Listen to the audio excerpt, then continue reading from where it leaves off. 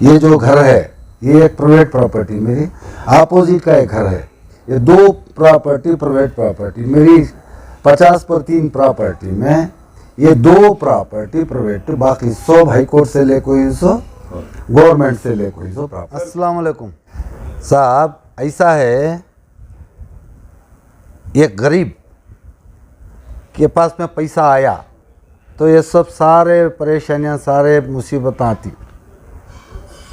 क्या है, मैं पहले एक मिडिल क्लास फैमिली से आका हूँ, इसके वास्ते मेरे ऊपर इनकम टैक्स के 3 रेड हो कोई, एक सीसीपी का रेड हुआ है, एक ईडी का रेड हुआ है, 5 रेडा हो कोई।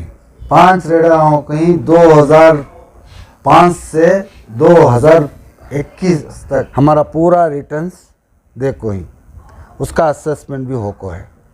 तो ईडी कैसा आती है, हमारा कोसा बिजनेस ऐसा इलीगल बिजनेस कोसा है, ठीक है। अब मेरे पूरा सुनो, मेरा बिजनेस क्या, ये तो मालूम होना ना तुम ना।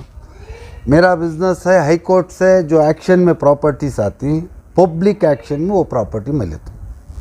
दूसरा, गवर्नमेंट से पब्लिक एक्शन में डीसी ऑफिस से पब्लिक एक्शन में प्रॉपर्टी रेवेन्यू डिपार्टमेंट करती है, वो प्रॉपर्टी लेता हूँ।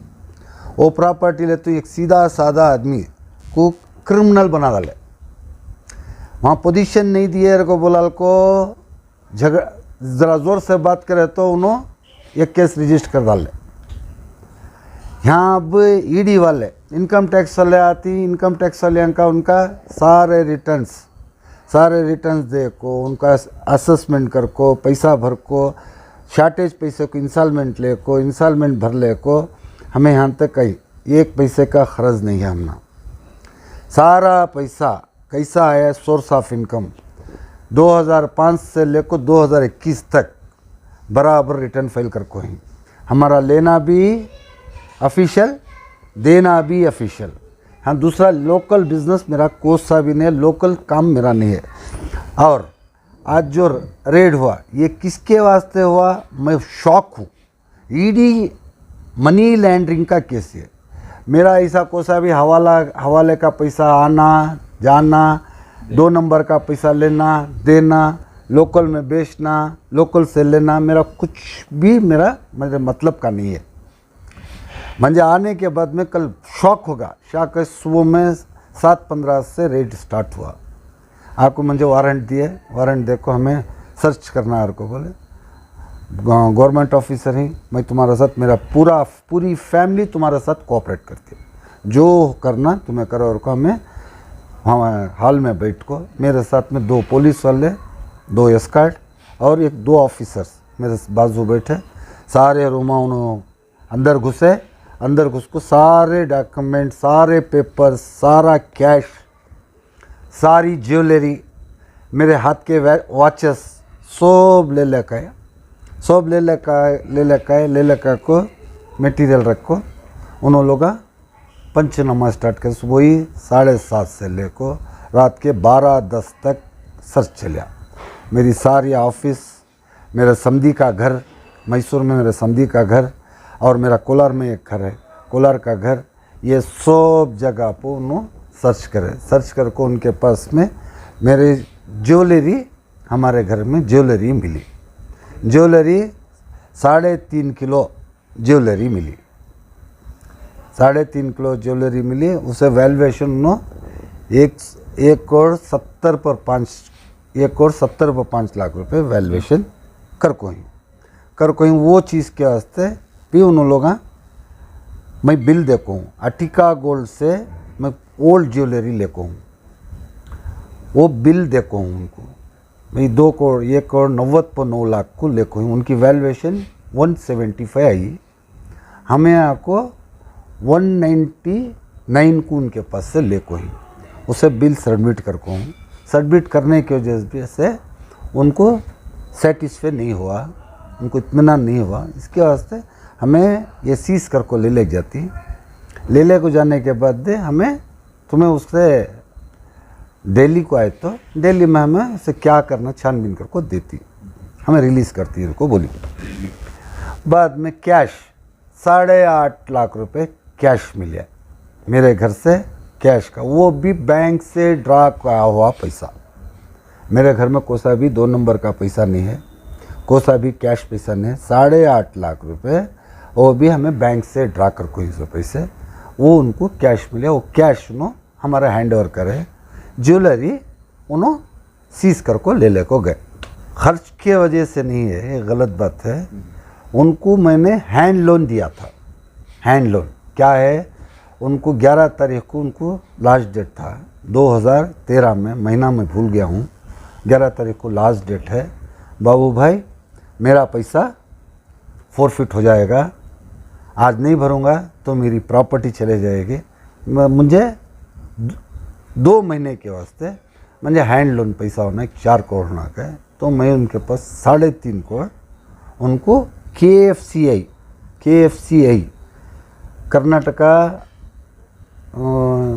फाइनेंस कॉर्पोरेशन ऑफ इंडिया को बोल को, वहाँ उनके नाम से अगेंस्ट ज़मीर साहब के उनके अकाउंट से मैं मेरे अकाउंट से उनको पैसा KFCI को भर को हूँ। वो पैसा मेरा 2013 से उनके पास पेंडिंग है। इसके बीच में लेवा देवी होती रहती है, उन्होंने लेती, हमें लेती, हमें देती, उन्होंने लेती, ऐसे ट्रांजेक्शन चलता है। ये ज़रा 2013 से टिक गया। टिकने के बाद जब ज़मीर अहमद साहब के घर में रेड हुआ, रेड होने के बाद ये सब परेशानियाँ बन जाए।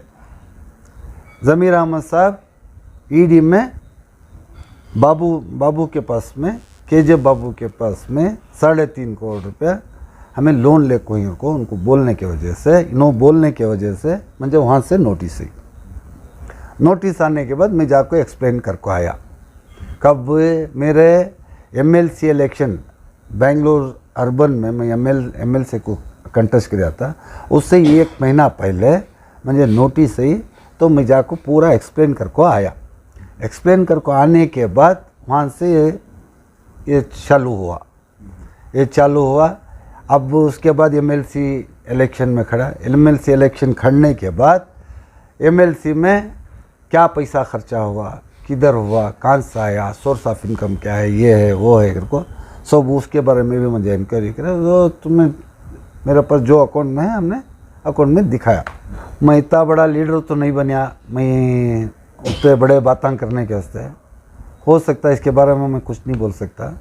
DK शिव कुमार साहब हमारे गुरु हैं, हमारे उस्ताद हैं, हमारे KPCC के प्रेसिडेंट हैं, उन्होंने हमारी जान है और मुसलमानों के रहबर हैं, मुसलमानों के हमदर्द हैं और हमारे भी हमदर्द हैं। वो इंसान को पहले उनको तकलीफ़ हुई, बाद में DK ज़मीर साहब को तकलीफ़ हुई, बाद में हम ना आई है। इसके बारे में मैं क्या भी ज़्यादा बोलना नहीं चाहता। कुछ दिन से नहीं, मैं क्या है, अब तक चैरिटी में हज़ारों आदमियों को, हज़ारों बच्चों को मैंने स्कॉलरशिप दिया है और 14,440 रमज़ान में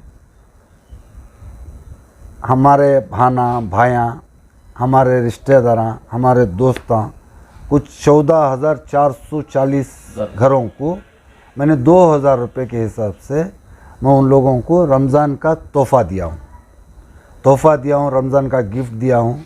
उसे क्या भी चैरिटी को नहीं, एक भाई अपनी भान को, माँ को, बाप को, चिच्चा को, फुप्पा को, ताया को, ऐसे लोगों को मेरे तरफ से 2,000 की उनको मतलब गिफ्ट तोहफ़ा दिया हूँ।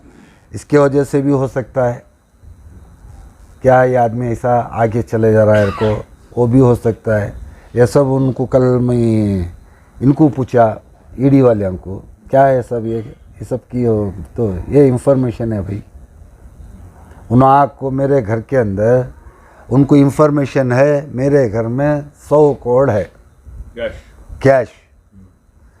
राज्यसभा को ट्रे कर ले को ही, उसमें 100 करोड़ रुपया इनके पास रेडी कैश है के बोल के यहाँ रेड हुआ है। उनके इरादे पूरे नहीं हुए।